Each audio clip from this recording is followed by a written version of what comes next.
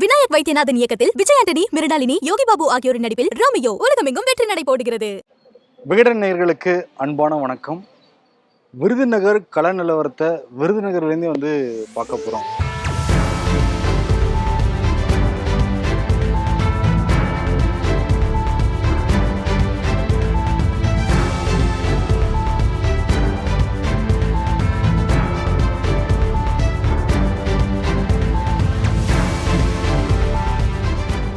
விருதுநகரில் மொத்தம் 6 சட்டமன்ற தொகுதிகள் இருக்குது. அதில் 2 சட்டமன்ற தொகுதிகள் மதுரை மாவட்டத்தில் இருக்குது. ஒன்று திருமங்கலம், இன்னொன்று திருப்பரங்குன்றம். மீதி இருக்க 4 சட்டமன்ற தொகுதிகள் விருதுநகரில் இருக்குது. விருதுநகர், சாத்தூர், அருப்புக்கோட்டை, சிவகாசி. இந்த மாவட்டம் பொறுத்த வரைக்கும் ஒரு தொழில் சார்ந்த ஒரு மாவட்டம் தான். பட்டாசு தொழிற்சாலை இருக்குது, தீப்பெட்டி தொழிற்சாலை இருக்குது, பிரிண்டிங் ப்ரெஸ் இருக்குது. அந்த மாதிரி ஏகப்பட்ட தொழில்கள் நிறைஞ்ச ஒரு ஊர் தான் விருதுநகர். இருந்தால் கூட இந்த 6 சட்டமன்ற தொகுதிகளில் நிறைய வாக்காளர்கள் இருக்கிறதுன்னு பார்க்குறப்ப திருமங்கலத்திலையும் திருப்பரங்குன்றத்துலையும் நிறைய வாக்காளர்கள் இருக்காங்க. இப்போ 3ல் 2 பகுதி வாக்காளர்கள் இந்த நாடாளுமன்ற தொகுதியில் அங்கே தான் அமைஞ்சிருக்காங்க. அதனால் பெருவாரியான அந்த வேட்பாளர்கள் அங்கே தான் பிரச்சாரத்தில் ஈடுபட்டு இருக்கிறதா நம்ம களத்தில் பேசுகிறப்ப தெரிஞ்சுக்க முடியுது. விஜயகாந்த் அவர்கள் மகன் கொஞ்சம் நல்லா இருக்கும். விஜயகாந்தோட சாயலில் அவரை பார்க்குறோம். தொகுதி முழுக்க எந்த ஒரு நல்லது கெட்டது எதுவுமே செய்யலை, இது வரைக்கும் வரவும் செய்யலை. ஏன்னா 10 வருஷமா பிஜேபி ஆட்சி பூரா முதலாளிகளுக்கு அள்ளி கொடுத்துட்டாங்க. இங்கே ஒன்றும் மக்களுக்கு ஒன்றும் செய்யலை.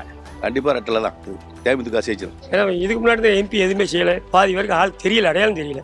எங்கள் பிஎஸ்சிஎல் பணத்தை யார் வாங்கி தர்றாங்களோ அவங்களுக்கு தான் நாங்கள் ஓட்டு போடுவோம்னு சொல்லியிருக்கோம். எங்கள் ஊர் ராஜபாளையனே, எங்களுக்கு தண்ணி வசதி கிடையாது, எதுவுமே கிடையாது. நாங்கள் யாருக்கும் ஓட்டு போடல, நோட்டாக்கு தான் போட போகிறோம். இங்கே யார் யார் வேட்பாளர்கள் இருக்காங்கன்னா, காங்கிரஸ் கட்சி சார்பாக மாணிக்கம் தாகூர் போட்டியிட போறாரு. அவர் 2 முறை ஏற்கனவே இந்த தொகுதியில் எம்பியாக இருந்தவர்.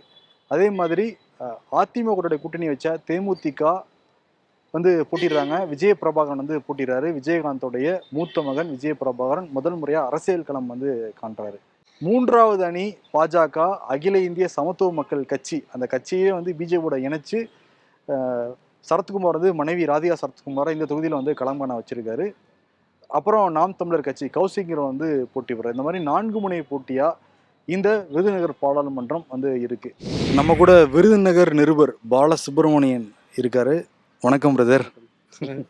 சார், ஆக்சுவலி விருதுநகர் ஸ்டார் தொகுதியாக பார்க்கப்படுறதும் சரி, இங்கே போட்டியிடுற கட்சிகளும் சரி, ஏன் இதை மையமாக வச்சு நிறையா ஒரு ஸ்டார் வேட்பாளர் ரேஞ்சுக்கு இங்கே குறி வச்சுருக்காங்க, களம் இறங்கியிருக்காங்க அப்படின்னா இதில் நிறைய விஷயங்கள் அடங்கி இருக்கு. மத்திய அரசோட முன்னேற விளையும் மாவட்டங்கள் பட்டியலில் விருதுநகர் இருக்குது.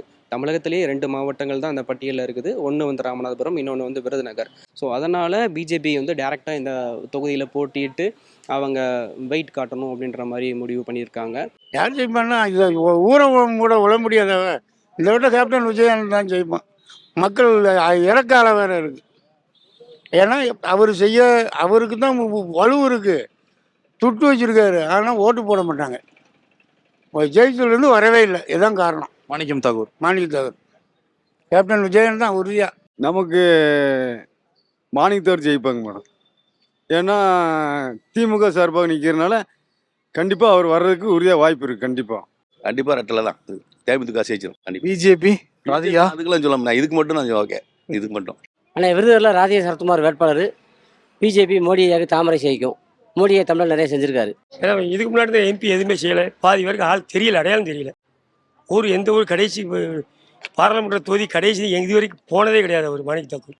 அதனால் இப்போ புதுசாக மோடி எல்லாம் நல்லா செஞ்சுருக்காரு. மக்களுக்கு கீழ்த்தட்டு மக்கள் வரைக்கும் ரேஷன் அரிசி கொடுக்குறது, பாத்ரூம், வீடுக்கு நம்ம கழிப்பறை, என்ன அதே மாதிரி கொரோனா சமயத்தில் ஃபுல்லாக நம்ம கொடுத்தது 20 கிலோ அரிசி இப்போ வரைக்கும் கொடுக்குறது மோடி தான். கீழ்த்தட்டு மக்கள் வரைக்கும் ஓரளவுல விழிப்புணர்வு வந்திருக்கு. அதனால் ராதிகா கண்டிப்பாக ஜெயிப்பாங்க. 2009 நாடாளுமன்றத்தில் தான் முதல்ல களம் காண்றாரு மாணிக்கம் தாகூர். அவருடைய சொந்த தொகுதின்னு பார்க்குறப்ப சிவகங்கை.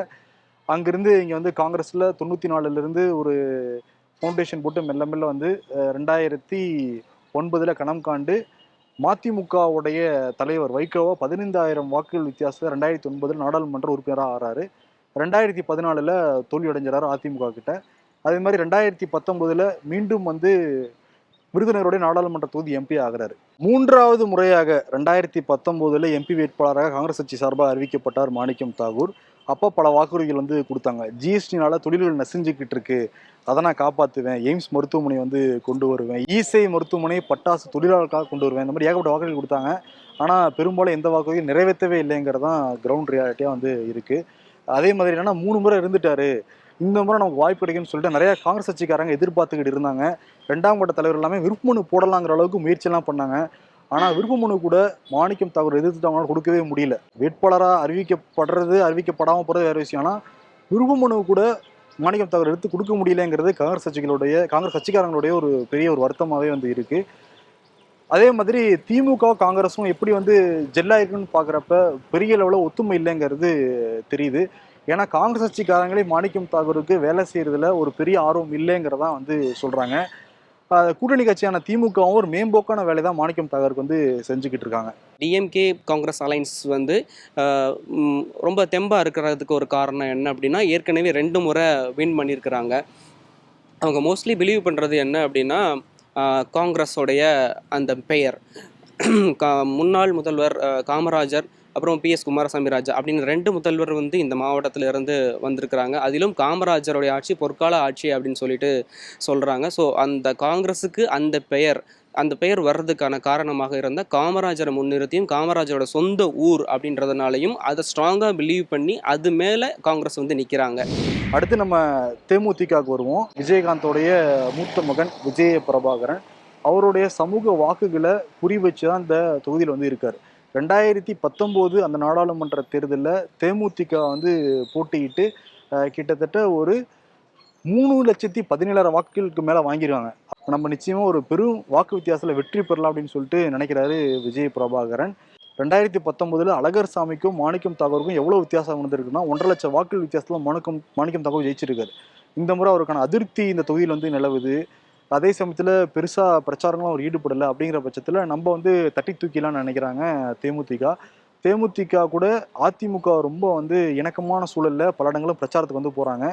இந்த விருதுநகரில் நான் தான் டான்னு சொல்லிட்டு கேடிஆர் ராஜேந்திர பாலாஜி விஜய பிரபாகரனுடைய பல இடங்களுக்கு வந்து பிரச்சாரத்துக்கு போய்கிட்டு தான் இருக்காரு. இருந்தால் கூட அவர் வந்து விருதுநகருடைய ஒரு மேற்கு மாவட்ட செயலாளராக இருக்கார். இப்போ கிழக்கு மாவட்ட செயலர் இன்னொருத்தர். ஆனால் கூட கிழக்கு மாவட்டத்தில் நான் தான் வீட்டு காட்டுவேன்னு சொல்லிட்டு விஜய பிரபாகரனை கூட்டிகிட்டு போகிறதெல்லாம் அங்கே இருக்கிற கிழக்கு மாவட்ட அதிமுக நிர்வாகிகள்லாம் பிடிக்காதனால அதிமுகவில் உட்கட்சி பூசல் இருக்குது. அந்த உட்கட்சி பூசல்னால தேமுதிகவுடைய ஒரு வெற்றி வாய்ப்பு பறிபோகலாம் அப்படின்னு வந்து சொல்கிறாங்க. ஆனால் டிஎம்டிகேவோட கூட்டணியை டிஎம்டிகே வேட்பாளர் விஜய் பிரபாகரன் களமிறங்கிறதுக்கு முக்கியமான காரணம் அவருடைய சொந்த ஊரான, அதாவது விஜயகாந்த் சாரோட சொந்த ஊரான ராமானுஜபுரம் அப்படின்றது வந்து அருப்புக்கோட்டை தாலுகாவுக்குள்ளே வருது. இதுவும் அந்த அருப்புக்கோட்டை சட்டமன்ற தொகுதியானது விருதுநகர் மக்களவை தொகுதிக்குள்ளே வர ஒரு தொகுதி. ஸோ அதனால் சொந்த மண், சொந்த ஊர் மக்கள் அப்படின்றதுனால அந்த வாக்குகளை செக்யூர் பண்ண முடியும், ஈஸியாக வந்துட்டு நம்மளால் பிரச்சாரத்தை கொண்டு போக முடியும் அப்படின்னு நம்புகிறாங்க. இது வந்து அவங்களுடைய பேசிக்கான ஒரு அரித்மெட்டிக் கணக்கு மாதிரி வச்சுருக்கிறாங்க. ஏடிஎம்கே பொறுத்தவரையும் அந்த கட்சி உட்கட்டமைப்பு வந்து இந்த மாவட்டத்தில் ரொம்பவே நல்லா இருக்குது அப்படின்றதுனாலையும் ஏற்கனவே வின் பண்ணியிருக்கிறோம், ஸோ இந்த போன முறை கோட்டை விட்டதை இந்த முறை பிடிச்சிடணும் அப்படின்றதுனாலையும் ஒரு காரணமாக வச்சு இதை களமிறங்கியிருக்காங்க. நான் சீமான் அவருக்கு ஒரு வாய்ப்பு கொடுத்து பார்ப்போம். ரொம்ப வாட்டி அவர் பார்த்துருக்காரு, அவர் போராடிட்டு தான் இருக்காரு. இது வரைக்கும் அவர் கொடுத்ததில்ல. இந்த ஒரு தடவை அவர் வாய்ப்பு கொடுத்து பார்ப்போம், எப்படி பண்ணுறாரு பார்ப்போம். ஏன்னா எல்லாருமே வந்துட்டாங்க, யாருமே எதுவுமே செய்யலை. இவருக்கு ஒரு வாய்ப்பு கொடுத்து பார்த்தா என்ன பண்ணுவார் தெரியுமில்ல. காங்கிரஸ் ஜெயிக்குமா, விஜய் பிரபாகரன் ஜெயிப்பாரா, ராதிகா ஜெயிப்பாங்களா? காங்கிரஸா இருக்கணும். இந்தியா காங்கிரஸ், இங்கேயும் விருதுநகர்ல காங்கிரஸா? இந்தியாவுக்குள்ள இருக்குது காங்கிரஸ். இது இந்தியாவுக்குள்ள இருக்குது. மக்களுக்காக அரசு வந்து வழிகாட்டணும்னா நல்ல முறையில் நெறிப்படுத்தி மக்களுக்கு உண்டான தேவைகளை பூர்த்தி செய்து காட்டுவவங்க அந்த அரசியலே நல்லா இருக்கட்டும். உள்ள பொலிட்டிக்கல் லெவலில் பார்த்தாச்சுன்னா முரோஷ் வர்றதுக்கு சான்ஸ் இருக்குது. அவங்க அப்பா வந்து மக்களுக்கு நல்லா செஞ்சுருக்காரு. சாப்பாடு விஷயத்துலையோ ஏதாவது அங்குள்ள விஷயத்துலையோ நல்லா பண்ணியிருக்காரு. செகண்டில் வந்து பார்த்தீங்கன்னா ஒரு கைச்சின்ன வருமா இல்லை தாமரை வருமான்றது கஷ்டம்தான். எங்கள் ஊர் வந்து விருதுநகர் மாவட்டம் ராஜபாளையம், தாலுக்கா ராஜபாளையம். எங்கள் தெருவு பேர் வந்து எம்ஜிஆர் நகர் 1 வடக்கு மலடிப்பட்டி. எங்கள் தெருவுக்கு தண்ணியே கிடையாது, நகராட்சி தண்ணி வெளி தான் வரும். அதுவும் நாங்கள் மேலேருந்து மழை வரை சமக்கணும். லைட் வசதி எதுவுமே கிடையாது. நாங்கள் இப்போயும் கஷ்டப்பட்டுட்டு தான் இருக்கோம். அதனால் நாங்கள் நோட்டா சின்னது தான் ஓட்டு போட போகிறோம் எல்லாரும் சேர்ந்து. கிராமத்தில் மொத்தம் எவ்வளோ பேர்? எங்கள் இதில் 45 வீடு இருக்கும். எங்கள் இது மட்டும் சொல்கிறேன் நான், எங்கள் தெரு வரைக்கும் சொல்லலை. இப்போ 45 எல்லாருமே வந்து நோட்டாக தான் ஓட்டு போட போகிறீங்க. ஆமாம், நாங்கள் நோட்டா தான் ஓட்டு போட போகிறோம். அப்புறம் ராதிகா சரத்குமார் கட்சியவே வந்து பாஜக கூட இணைச்சிட்டு வந்து போட்டிடுறாங்க ராதிகா சரத்குமார். ராதிகாவுடைய அந்த சமூக வாக்குகளும் இருக்குது, அதே மாதிரி சரத்குமாரோடைய சமூக வாக்குகளும் இருக்குது. நம்ம இந்த 2 சமூக வாக்குகள் நீங்கள் கிடைச்சாலே நம்ம பெருவாரியாக வெற்றி பெறலாம்னு நினைக்கிறாங்க ராதிகா சரத்குமார். ஆனால் கூட அவங்க ஒரு ஆக்டர் அப்படிங்கிறதுனால இங்கே வெயில் வந்து கொளுத்திக்கிட்டு இருக்கு. அதனால ஒன்று அதிகாலையில் அல்லது மாலையில் மட்டும் தான் பிரச்சாரத்துக்கு வரதா சொல்கிறாங்க ராதிகா சரத்குமார். இருந்தால் கூட இன்னும் பட்டி தொட்டி எங்கும் ஒவ்வொரு கிராமமாக போய் ஒவ்வொரு சந்து பூந்தெல்லாம் போய் பிரச்சாரம் பண்ணலன்னு சொல்கிறாங்க. மெயின் ஏரியாவில் மட்டும்தான் ராதிகா சரத்குமார் பிரச்சாரம் பண்ணிட்டு இருக்கிறதா வந்து சொல்கிறாங்க.